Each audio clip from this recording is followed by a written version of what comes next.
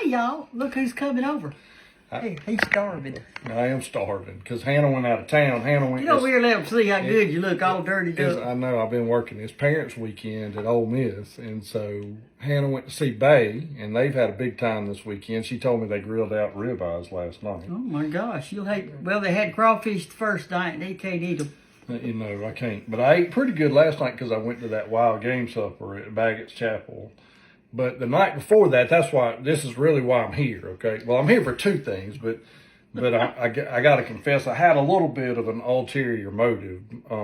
So I came because I told Brenda, so we always put books at the Cottle house for people that stay there. And they've been asking, and you've been lazy. I know, I hadn't brought them. So she had been fussing at me and fussing at me and fussing at me, so I brought them. Here they are. What, did you bring all three or just No, one? that's just the last one. Okay. And so 3 Dog Days. 3 Dog Days. And so I will tell you while you're here, if you don't have a copy of 3 Dog Days, they're about to sell out with the publisher.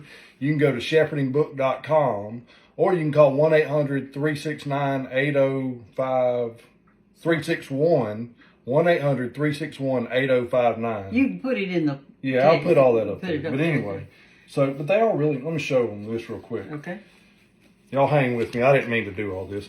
But you see, they're 260 pages. They're full color. They're full of pictures. And great stories. And great, yeah, all short stories about our family, including Brenda. Old Brenda. That's what they call me, y'all. My grandchildren, when they got to be teenagers, they quit saying Big Mama, and they started saying Old Brenda. I'm going to get them. Yeah. About Christmas time, I'm going to put an empty box. That's what I'm going to do. You going to sit those somewhere? I will. I'll set them back here where they won't get messed up. So I'm batching it. And so Friday night, I went to the little dollar store up the street. Okay. And because I didn't want to bother you, I was trying to leave you alone. And I decided I was going to cook my own supper. So you know what I cooked? Yeah, I read about it. Ravioli or some kind of something. I had 2 cans of Chef Boyardee ravioli. Oh my gosh, can y'all imagine? Surely y'all don't eat that, do you? I love that stuff though. It's so good. And I over here where they can see you. Well, I'm trying to give some room to you. I got plenty of room. I'll hug up on you. I open the can and I just eat it straight out of the can. Well, Dallas did that one time with some beans, and he got food poisoning. I know. He stayed in the hospital 2 days So he here's thought what he was happened. gonna die. So it's like some kind of processed meat. It's not good for you, whatever it is. I don't know what it is, but it ain't good for you. And I got gout real bad, and so I know better than to eat that stuff. Well, here, be making something good while you're at it. And at Fix your 5 o'clock sandwiches. in the morning, I wake up. I can't hardly walk because my gout's so bad. So that did end the process, the Chef Boyardee for tonight, because I had two more cans for tonight, but I thought I just can't do that again. No, you can't. So I came over here under the pretense of I'm bringing you your books, and then while I was here, I said, "Hey, what you got to eat?" Hey, listen, y'all. While you putting your mayonnaise on there, I'm gonna let him fix his own sandwich because I've got lettuce and all that in the refrigerator. He said, "I don't want any lettuce. No, I don't mind. Lettuce is too healthy," he said. But anyway, when Dallas and Hannah were little, every Friday we had a little grocery store down here. It's called Heath Grocery. Mm-hmm. And I said, y'all can go in and get anything you want to eat. This Friday you get a surprise. That was their treat. Yeah. So because I home cooked all the time, they went in there. They did like Walt. They got SpaghettiOs and Raviolios and all this junk food. I thought, well, but that's what they got. This is my leftover roast. We had some. She cooked a roast a few days ago, and so this is just kind of what was left over. I don't know if y'all can see that. No, I'm gonna turn it down a little bit. You can scoot down here. Okay. Sit on this stool. There, that's good. You're like William. You're tall that they can't see. I'm just see if he can make a sandwich. Yes. There you go. So I'm just putting the roast on here, a little mayonnaise on there, and I'm gonna eat the rest of that roast. That's the end of it. Y'all know to cut your roast across grain, because when you do that, it's going to be tender. If you cut it with the grain, it's going to be tough. You're not even able to eat it. And when you cut it across the grain, it also, the meat comes apart easier too. Yes, it does. Yeah. That's right. I've got 2 kinds of cheese. This is provolone, is that what this is? Yes, provolone cheese. We got the oven turned. Well, I've got it turned on broil, and what we're going to do is melt the cheese over that. You know, a lot of people won't eat leftovers. Well, we're gonna do it around here. I ate them. I ate them my whole life. Listen, I grew up in a household where if you didn't eat leftovers, you were gonna starve to death. Well, I reckon so. Mama, well, you can do a lot of new things. Like we had roasted gravy one day. Well, now you can do a sandwich. Here, grate you a little cheese. I'm going to. I'll move this over here out of the way. No, look. Can I just grate it on top of that? Yeah, you can. If you That's can what I hold was it gonna steady. do. It's just I've already grated some and stuck Yeah. it back on there, so it's there's a messing little up. bit stuck to it, but Yeah. And we're gonna toast that. Y'all do yours this way. Tell me, when you write in tonight, I want to know if you use how you use your leftover roast beef. Now you could do it with some sauerkraut. I love sauerkraut and roast beef. You gonna put your barbecue on now, or wait till no, it I'm gonna comes wait out? till it comes Okay. out. We got some homemade barbecue sauce. I'm and, gonna stick it in. Okay, stick it in there. How long are we putting it in there for? About 20 I don't minutes? know. I just look at it. I know you don't know. I'll see. It always makes me nervous because I think we're gonna burn that, and then Y'all, she reaches in there and pulls it out, and it's do perfect. y'all know that my oven, if you've got it on broil and you shut the oven, the broil comes off because it gets to a certain degree. So I roll up a hot pad and put it in there and kind of do like that, so it has a crack and the heat comes out and it'll stay on. Don't do that at your house. That's a good way to start a fire. I No. can't believe. Listen, I looked in there just then and the broil was off. See, it's coming back on now. We could just leave the door cracked. Well, maybe we could use something that wouldn't burn. Like what? I don't know. Hey, y'all, listen, I want to tell y'all something. Now, this is the truth. When I was teaching 7th graders, and I was teaching them to make a complete circuit, and I got to talking about before electricity. I said they used to use a wood stove to cook on, before electricity. One little 7th grader raised his hand, and he said, "Miss Brenda," they called me that in school. That's all right, too. Said, "Miss Brenda, how come that stove didn't burn up?" Y'all, he thought the stove was made out of wood. Mm-hmm. We assume children know things, and because we're just telling, and we think they know it, and y'all, they don't. Here, pour you a little tea, Walt, while you're waiting on it. Oh, so here's a good trick for y'all. This is something everybody needs to know. So tell them this is I'm guessing this is y'all's sweet tea. It is. It's this right here. And so, That's what I fixed. So this is, That's the caffeinated. It's yes, gonna be all right that's for you. Yes. I don't believe there's any reason to drink tea that doesn't have caffeine or sugar in it. But Brenda doesn't, and Hannah doesn't either, and that's fine. I'm not complaining. They I like plain. They like unsweet tea. And so here's what I do. I already made it up, but that looks like a glass of water. But what I do is put about 2 tablespoons of sugar in there. Or 3 or 4, y'all Man. likes it real sweet. And then I just ran the tap water till it got real hot, and then I ran it in there. Of course, you see it diluted it all. Yeah. And so I always pour a little And bit. tell them what we call that. Sugar water. Sugar water, yeah. You also, that's great to put in your hummingbird feeders too. Yes, it is. And You're it's supposed to put it 1 to 4, I think, is the formula.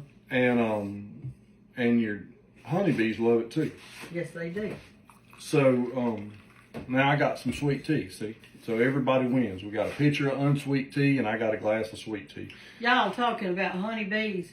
You know those little bitty waterers, chicken waterers, that you put, a quart of water in, and then you flip it over, and the water just keeps coming around that. Mm-hmm. We did that one time in the backyard. George and I did, and I bet you we had a zillion bees just all over that thing trying to get that sugar water. That's the kind that the quart. It's like a mason jar that screws into the lid of it. And, yeah. Honeybees are really important. I don't think people realize how important they are to the garden and to everything else. Because they're such good pollinators. Oh, that's plenty. Okay. You gonna sit it right here on the thing? I'm gonna let you get it off, and I'm gonna put this back over on the stove. Look at that, looks y'all, how good. good that looks. Looks delicious. See how it's melted on it? Okay. And then you can put them together like you want to. I'm gonna put a little barbecue sauce on them before I close them up. Okay. You could almost eat this just like an open faced sandwich. You could. All right, I'm gonna turn it off so you won't worry about fires. I'm not eating tonight, y'all. I ate way too much lunch today. And so I can't. I just absolutely cannot. I won't sleep good. Do y'all do that? So if I eat early, like at maybe 4:30 or 5, but right now it is, let me look. It is 6:20. Yep. And it's just too late for me. You'll be in bed in an hour. I will. I got to go get Banks she went to church, to a youth church tonight, so I got to go get her at 7:30. That's good. Hannah will be home probably about the same time. So we busy. You know, the other day, well, I was night before last. I didn't get but 3 hours of sleep, and so I texted Walt. I said, "Look, I am fixed to take my phone off the hook, and I'm going to bed. See if I can't get a few hours sleep, because I know he might be calling me or something, checking on me." So I did that, and I felt better. And then last night I slept real good. Had a good night's sleep. I don't ever sleep good when Hannah's not here. Well, you're used to her being there. Yeah. That's right. All right, so I'm gonna go eat my sandwich. Thank y'all for letting me show you how to make a cheesy roast beef sandwich out of leftovers. And I'm gonna tell you, if y'all haven't gotten these, they're really good books, y'all. It's really good reading, and it's not something that's gonna take you forever because they're short stories. If you're like me, I've got one novel back there I've been trying to read for a year, and I'm about 3/4 of the way through with it. So these aren't like that. You can read a story, put it down, put your bookmark in it. It's great. And, yeah. Men love them, women love them. They do. Teenagers love them. Well, parents are reading them. That's why I write them. I'm not parents, teachers. Teachers are reading them in the That's classroom. right. Teachers are reading them in the classroom, yeah. So shepherdingbook.com, 1-800-361-8059. Anything else you want to say? No, I hope y'all sleep good tonight. I hope your toes feel so good under that sheet that you just can't get over it. It's springtime. Everything's blooming here. But I'm still wearing my flannel shirt. I know. I'm cold. I think it's old blood. Those white things are blooming in the yard. What are they called? Those little, about this high. No. They're big like bushes. Like those trees. Yeah. They're called a sloe, y'all. That is a wild, kind of like a plum, but it doesn't make plums that you can eat. But they grow as big as a medium-sized tree, and they're called slows. SLOWS. And then what about those pink things? Those big pink trees?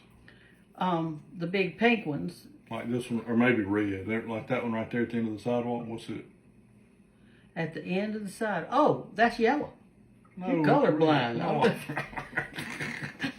That's a Virginia creeper. And then I've got some flowering peaches. That's probably what it is. A flowering peach. And the azaleas are blooming. That's right. And my camellias, believe it or not, they're supposed to be finished. They're supposed to be a winter flower, and it's blooming. The daffodils are blooming. Yeah. Everything's blooming. It's looking good. My azaleas, though, haven't opened up full force yet, but they will. And the whole driveway will be pink. I'm thinking about having them kind of mowed down this year and let them come back. They're getting too tall. They are too tall, but we don't have to mow them down. We can just trim them back. That'll make them bush out anymore. All right, I'm going to eat my sandwich and drink my tea. Y'all have a great day. Anyway, y'all, I'm glad you tuned in with us this morning. Well, that's when y'all going to see it. We're not going to post it till in the morning because we ain't got time tonight. Y'all are too sleepy anyway. You wouldn't even see it. So we're going to post it in the morning. Morning time, as Dallas always called it. He'll say, "I'll see you in the morning time." And I'm going to wrap all this cheese back up. And Walt's going to eat. And I'm going to do a little bit of paperwork. And then I'm going to bed for the night. I had me a shower this morning. And I'm not going to shower again. I'm going to bed just like I am. Y'all ever do that? All right. So what I want you to do now, I want you to, when you see this video, I want you to tell us what you do with your leftover roast beef. Let's get some recipes going. Just tell what you do with your roast beef, and then everybody read the comments, and we're going to see if we can find some new things to do with it. All I know to do right now is to make a stew and a sandwich. So if y'all got... The sandwich is delicious. Okay, he's over there. Let me show y'all where he is. Let me show you. There he is. Sitting at the table.